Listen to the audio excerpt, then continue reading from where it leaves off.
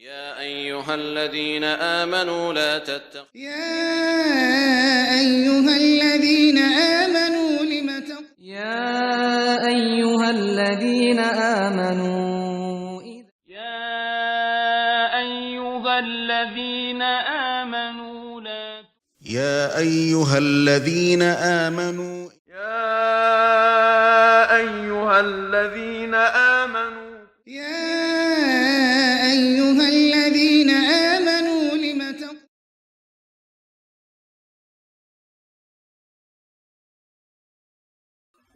أعوذ بالله من الشيطان الرجيم بسم الله الرحمن الرحيم الحمد لله والصلاة والسلام على رسول الله وعلى آله وصحبه ومن والاه أما بعد السلام عليكم ورحمة الله وبركاته Aziz qarindoshlar, Mu'minlarga nido darsimizning 32-qismisi Alloh subhanahu va taolaning yo'lida iqtisodlarimizni, mollarimizni chiqim qilish degan bu temada bo'ladi. Allah subhanahu wa ta'ala Sura Baqaraning 54 oyatida Ya ayyuhallazina amanu anfiqu mimma razaqnakum min qabli an ya'tiya yawmun la bay'un fihi wa la khullah wa la shafa'a wal kafiruna humuz zalimun degan bu so'zi bilan bizga buyruq beryapti.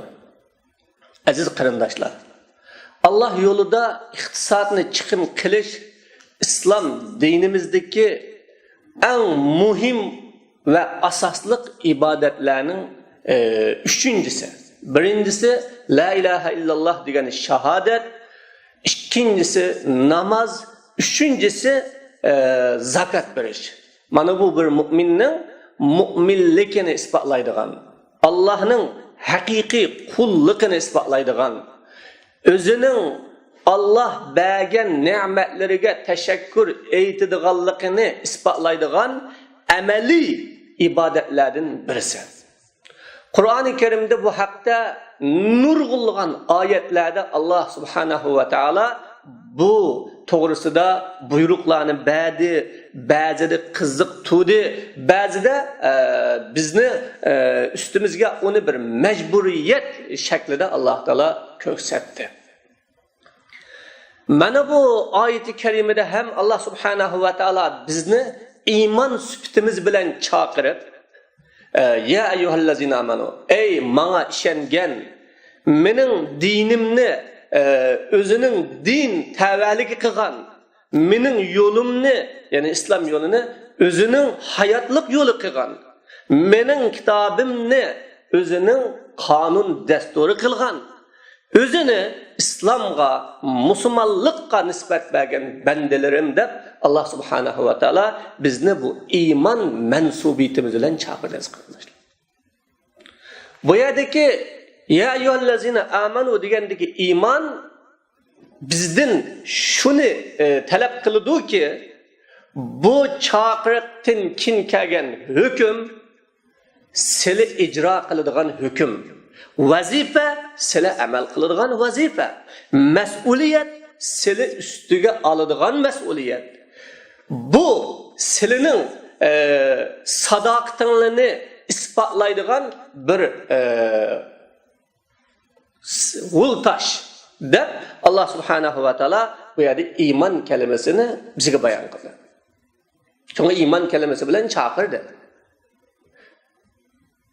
Mana bu Ya eyyuhallazina amanu degan bu iman süfti bilan chaqirgan nidoni anglagandan keyin her bir mu'min la ilaha illallah degan mu'min tuvandagi hukmga diqqat berish kerak. Bu Allah Teala bizni chaqiryapti. Nima demakchi? Çünkü Allah bizning bu chaqiriqlari bilan bizning yo'limizda yaxshi ishdan biriga buyurmoqchi, yomon ishdan biridan to'smoqchi. Allah Teala bu chaqiriq orqali anfiqu ey mu'minlar sizlar chiqim qilinglar deydi. Nimadan chiqim qilamiz? Mimma razaqnakum biz sizlarga bergan narsadan chiqim qilinglar. Bu yerda Allah subhanahu va taolaning bizga bergan narsasi har turli aziz qarindoshlar. ba'zanlarga avlod berdi, ba'zanlarga aql berdi, ba'zanlarga iqtisod berdi, ba'zanlarga tinini Alloh subhanahu va taolo saq qildi, ba'zanlarga jamiyatda o'rin va imtiyoz berdi. Alloh insonga bergan ne'mat va rizq har turli bo'ladi. Ba'zanlarga ilm berdi. Alloh sizlar mana bu men bergan narsani sizlar chiqim qilinglar.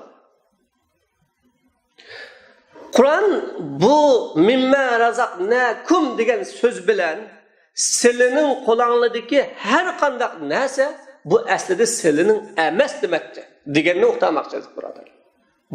Buning egasi men. Uni men sizlarga bergan. Sizlarning uningdan foydalanish haqqinglar bor. Manfaatlanish haqqinglar bor va o orqali o'zinglarning menga yiqilishish, mening oldimdagi mas'uliyatni ado qilish uchun foydalanadigan bir vosita deganni Alloh subhanahu va taolo bizga bayon qilish uchun mimma razaqnakum deb biz bergan degan bu so'zni bizga uqtiryapti.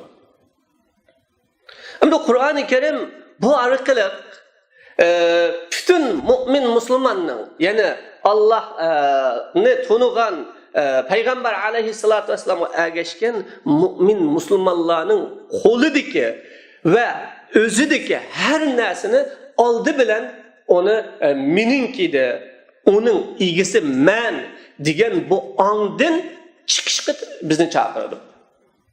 Bu bir mas'uliyat, bu bir amanet, bu bir mening bu orqali ya o'zimning dunyodagi oxiratdagi baxt saodatimni setib oladigan bir qo'lamdagi naq dasmoya yoki bu orqali o'zimni halok qiladigan bu bir qo'lamdagi zahar bu deganni Alloh taolo bu yerda o'qitmoqchi birodarlar. Shu olimlar mal Allohning mali. İnsan foydalanish haqqi bor, manfaatlanish haqqi bor. O Allah'ın meli. Kur'an'da yeni bir ayette ve atuhum min malillahi'llazi atakum. Sizlar Allah sizlarga bergan malni sizlar Allohning yo'lida beringlar deb Alloh taolo bu yerda aniq da'vatidi. Bir tushunchani o'tirib qo'yapti. Demak, Alloh subhanahu va taolo bizga bu oyati karima orqali o'zimizning qo'lidagi her qanday narsani onun ma'lum haqqini, ma'lum bir qismini Allah hajlan deb buyurgan yo'llarga hajlashga bizni chaqiryapti qarindoshlar. Bu oyati karimaning oldida Alloh subhanahu va taolo jihad haqida to'xtalgan. İnsan o'zining iqtisodini o'zi yaşaydigan, mevcutluğunu saqlab qoladigan, ta qiyomat kunguchilik onunga illiq makon bo'lgan va buladigan yurtining aminligi, amonligi va uning dushmanning qo'liga tushib ketmasligi uchun qilinadigan har qanday harakatlarga iqtisodiy chiqim qilish, ya'ni iqtisod kessa, iqtisodni berish. Agar onunga jon ketadigan ishi bo'lsa, jonlarini berish. Ening uchun aql ketadigan ish bo'lsa, aqlni berish. Tin iborat mana bu inson o'zining qo'lidagi bor dasmini bu yo'lga sarf qilishga Alloh subhanahu va taolo buyurdi. Shunga bu yerda Alloh taolo anfiqu, ya'ni chiqim qilinglar. Biz bergan narsadan, biz bergan rizqdan chiqim qilinglar deydi. Birinchi bu Alloh yo'lidagi qilinadigan chiqim jihad birodarlar. Eng afzal nafaqa jihad. Shu vatanni qo'g'dash, vatanni himoya qilish, dushmanlarning qo'lidan uni qutuldirib elish yoki uning bexatar boshqa dushmanlarning qo'liga tushib ketmasligi uchun uning hurligi, mustaqilligini saqlab qolish uchun qilinadigan bu chiqim eng afzal chiqim bu. Eng to'g'ri dasmi bu. En doğru desmi bu. İkinci birisi insan özü dünyaya kelgenden keyin doğru yolda meniş, doğru iş hareket bilen yaşaş, doğru işni qilish uchun onun terbiyelenişi, yitilişi ve şu iqtidorga ega bo'lishi uchun keraklik bo'lgan sohalarga mablag' selish va mablag' chiqarish mana bu Allah subhanahu va taolaning anfiqu degan bu buyruqning talab taqozosi. Yani bunun uchun avlodlarni yetishtiradigan maktablarni qurish, ta'lim tarbiya o'rinlarini hozirlash, musulmonlar o'zining ehtiyoji bo'lgan har sohaga mablag' selish bu Allah subhanahu va taolaning biz musulmonlardan talab qilgan talabi bu.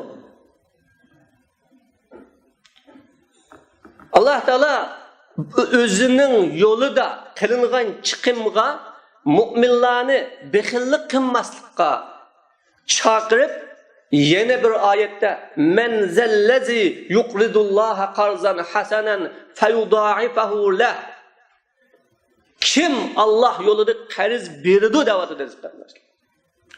Allah o'zining yo'lida xarjlangan bu malni va xarjlangan har narsani qarz deb hisobladi. Nima uchun? Chunki dunyoda qarzni har qanday odam tutib ola olmayman. O vaqtlik boshqalarning manfaatini bilishi uchun berib turgan bilan, ammo u asli egisi men, uni hamon qaytirib olaman, u mening qo'limga qaytib keladi degan ideya uningda bor. Men unga berib demaydi uni. Qarz degan berib degan emas u. Allohning bu yerdagi menzellazi yuqridullah. Allah bana qarz bergan kim degani, mening yo'lamda xarjlangan iqtisod, bu yo'lda sarf qilingan mal, o sening qo'lingga hassa qaytadigan mal o. Sen uning mukofotini ko'rsa, qo'lingdan chiqib o zoya bo'lib ketmaydi. Shuning uchun sen buningga bexillik qilma. Nim bulab kitabu deb qo'rqma deyapti. Bugun Allah yo'lida, yaxshilik yo'lida iqtisodlarini sarf qilishdan qo'rqayotgan, uning uchun iqtisodlarini chiqim qilishdan ansirayotgan kishilar mana bu iymoniga bir qarash kerak azizlar.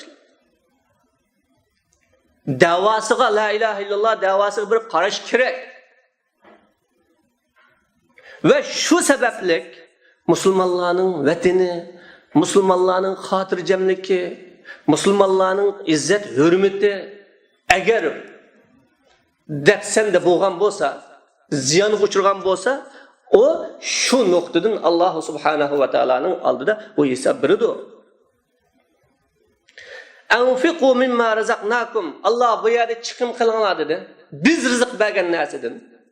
Ani bu yerda olimlarmi, ilmini, eng muhimi iqtisodchilar o'zining iqtisodini bu yo'lda xarjlash kerak. Allah min qabli an ya'tiya yawm, bu yerda bizga bir fursatni ko'rsatyapti qarindoshlar. Shuningdan burun chiqim qilganlarki bir kun keladi, ya'ni o kunda savdo setiq yo'q o kunda deydi. Shunda bir kun keladi.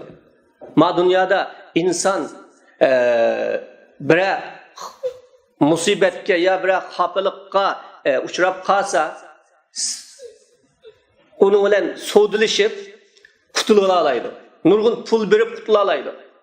Ammo pul tunumaydigan, savdo setiq qilib bo'lmaydigan bir kunni Allah bizga eslatib, sizning umringiz cheklik, qo'linglardagi mal cheklik muddatda sizning foydalanishingiz uchun berilgan mal ve imkoniyat cheklik muddatda qo'linglarda turadi. Siz bu fursatni ching tutib, yaxshilik yo'llarga ve o'zingizlarning ustiga tushgan yo'llarga sizlar buni sarf qilib, buningdan foydalanmasangiz hamon pushaymon qilasizlar. Bir nadomat yeysizlar dedi Allah. Ama bu nadamet nadomat deydigan kunda buning o'rnini to'ldag'ili bo'lmaydi. La bay'un fi bu kunda savdo-sotiq qilg'ili bo'lmaydi. Wala xulla do'stlik asqatmaydi. Wala shafaat yüz tanlash ham asqatmaydi deydi.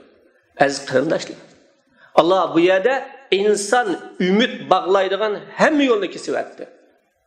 Bu dunyoda pulimiz bo'lmasa, do'stligimizni paloni bilan do'st ya pulkini bilan yaqindim, men aşı orqali bu ishimni hal qilay deb ikkinchi bir qitim bir yaqinimizni izlaymiz.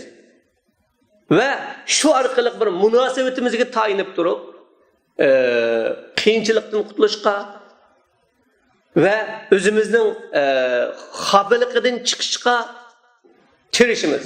Ama Allah'ın aldı da insonga bu narsa asla asqatmaydi. Ma dunyodagi inson tayinadigan do'stlar, tayinadigan mol dunyo, tayinadigan ijtimoiy o'rnida tikilgan yüz bu hech qaysi asqatmaydi insonga. Faqat Allohga bo'lgan samimiyat, sadaqat, haqiqiy iymon va iymon yo'lida mustahkam turib yashash, o'z ustiga tushgan mas'uliyatlarni to'liq ado qilish, mana bundan boshqasi asqatmaydigan mushu kun kelishdan burun sizlar buni chiqim qilavanglar dedi Alloh taolo. Yeni bir oyatda Alloh subhanahu va taolo min qabli ay ya'tiya ahadakumul maut o'lib ketishdan burun chiqim qilavanglar dedi. Ölüm muhakkak. Ölmeydiğin insan yok. Bu ölüm her kandak insanın fürsatını kesip ötürdü kardeşler. Şu Allah bu ayet arkalık bizning ilmi mas'uliyetimiz, ijtimoiy mas'uliyetimiz, iqtisodiy mas'uliyetimiz, her saha özümüzün mas'uliyetlerini ado qilishga Allah subhanahu wa taala chaqirdi bu yerda.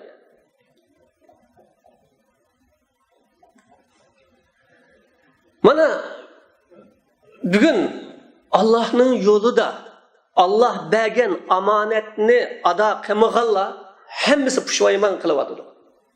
Nurg'un iqtisodni Alloh taolo bergen qarindoshlarimiz, iqtisodga ega bo'lgan boylarimiz o'zining iqtisodlarini, mas'uliyatini tunib vatanining, millatining, xalqining yükselishi, taraqqiy qilishi, istiqbolida hur bo'lishi uchun xajlamagan shu mollar bugungi kunda nerede qoldi?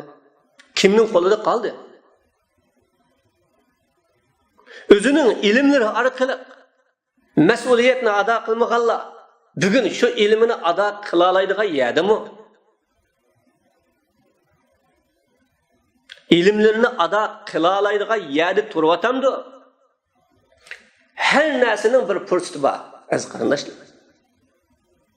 Biz mana bu Alloh taolo sizib bergan shu yo'l bo'yicha bizning foydalanish haqqimiz bo'lgan bu vaqtimiz, melimiz, avlodlarimizni dunyoda islom bilan, iymon bilan, to'g'ri bo'lgan yo'l bilan yashash uchun dasmiy qilib sog'an bo'lgan bo'lsak, biz bugungi kundagi nadomatni ko'rmaydik, hasratni tatmaydik bugungi kunda. Vatansiz, izzetsiz yaşamaydık. Mana ne dünyada köz aldığımızda bunun akıbetini görüyoruz. Allah bizge bunun ikinci dünyadaki yani yolumuzun ahireti kısmındaki akıbeti bilen hem agalandırıyordu. Yeni bir ayette Allah Teala ve enfiqu fi sabilillah ve la tulqu bi eydikum ila tahluka. Sizlar Allah'ın yolunda yani Allah'ın dinini âli kılış, İslam topraklarını azat kılış, Müslümanını zulüm ve zalimnin koludan kurtulduruş, ilahi hüküm aslında hür yaşaş, evlatlarını yaxşı terbiyeleş, ve ularni terbiyeleydiğin medrese, mekteplerini kuruş, muşu yollarda sizin mallarınlarını, canlarınlarını, vaktlarınlarını ve sizlere menbegen her kandak imkaniyetlerini sarf kılınlar. وَلَا تُلْقُوا بِاَيْدِيكُمْ sizlar o'zinglarni o'z qo'linglar bilan halokatga tashlamanglar deb Alloh taolo bu oyatda bayon qildi. O'zinglarni o'z qo'linglar bilan halokatga tashlamanglar deganlik sizlarga bergan imkoniyatni bu yo'lda sarf qilmay, onun neticesinde sizlar acizlaysizlar, yo'q qilasizlar, shunun bilan sizlar düşmanning qo'lida qarliqda qolasizlar deb Alloh bayon qildi. Bu halokat bu. İnsan o'zining bergan ilmini haq yo'lida, ummatni to'g'ri tarbiyalash yo'lida Müslümanlar ihtiyaç bo'lgan vaqtda o Müslümanlarni to'g'ri bir liniyaga yetaklash yo'lida xajlamasa, o o'zini halokatga tashlagan bo'ladi. Chunki omonatga xiyonat qilgan bo'ladi o. Agar Alloh bergan nurg'unlagan insonlarning ichidan Alloh uni tanlab bergan bu iqtisodni o o'zining aqli yoki tijoratda pishqanligi yoki atanisidan tijorat yo'lining rasmiy qolganligidan o'ylab uni mening melimda o'zining millati, vatani, hurligi va kelgusi istiqboli uchun rasmiy sanmasa, bu ham o'zini o'zi halokatga tashlagan bo'ladi. Alloh subhanahu va taolo bizga buning oqibatini ham bayon qilib berdi.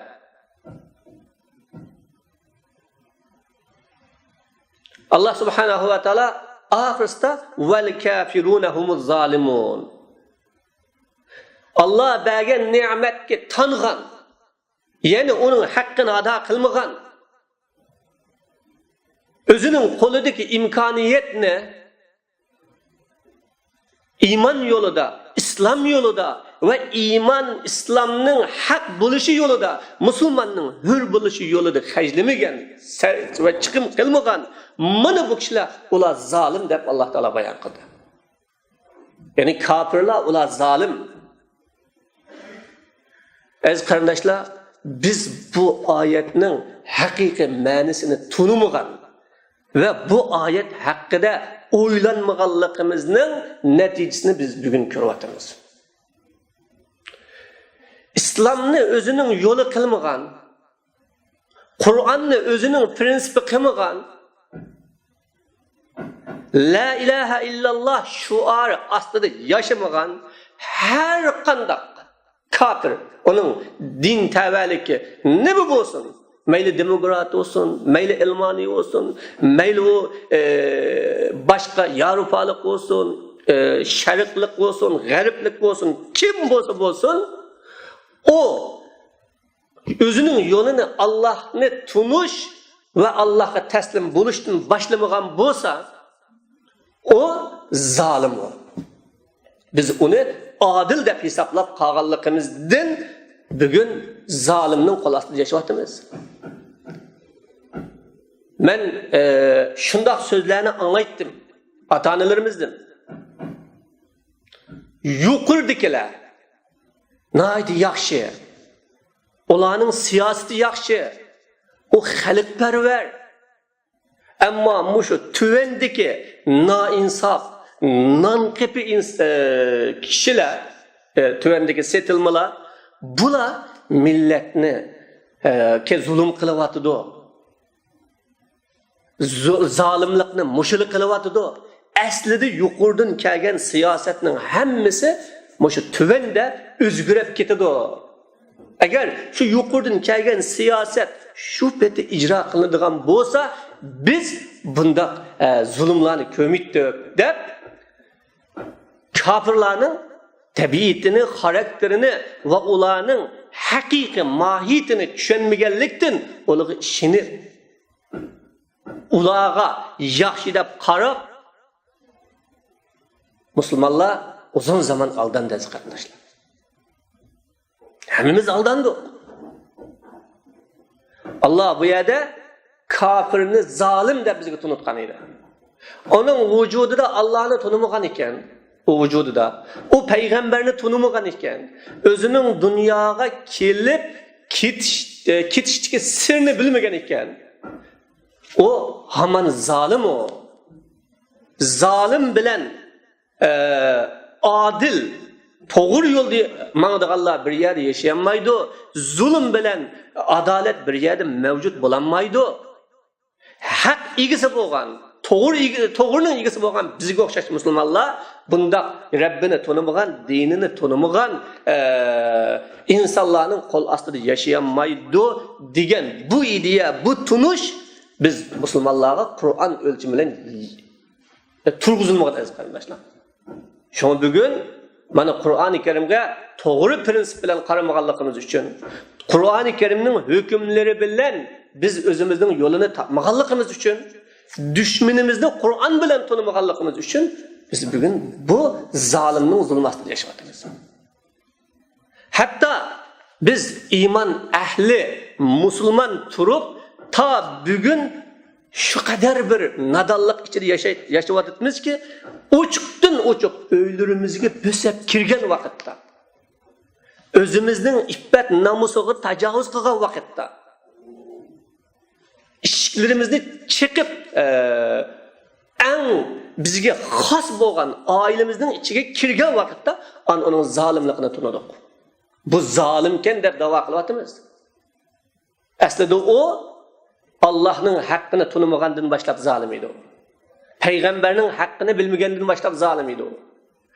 Müslümanın tuprağı bo'lgan, tuproqda besib kirgan kunisidan başlap zalim idi o. Qonxo'r idi o, tajovuzchi idi o. Qarindoshlar, biz buni Qur'on bilan tanımadik. Yeni bugün yolumuzni Qur'on bilan tunup düşmanimizni Qur'on orqali bekitib mangamisak, yani biz birisini yaxshi, birisini yomon, birisini bizga ko'yinadigan, birisini bizga ochiqdan oshkora ziyonkashlik qiladigan zolimni, yani biz o'zimizga zolimni tunuyolmay ketib qolamiz.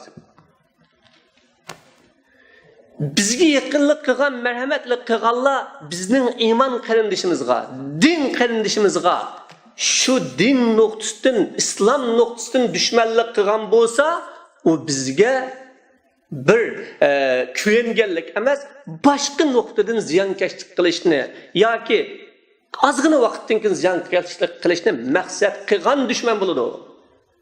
Alloh bu yerda bizga buni eslatdi. Val kafiruna hum zalimun, zalim deb kimni deymiz? Kafirlar ularga zalim. Yani hasladı Allah Teala. Zulüm sıfatını küfürge hasladı. Kim kafir iken o zalim, kim kafir iken o callat o.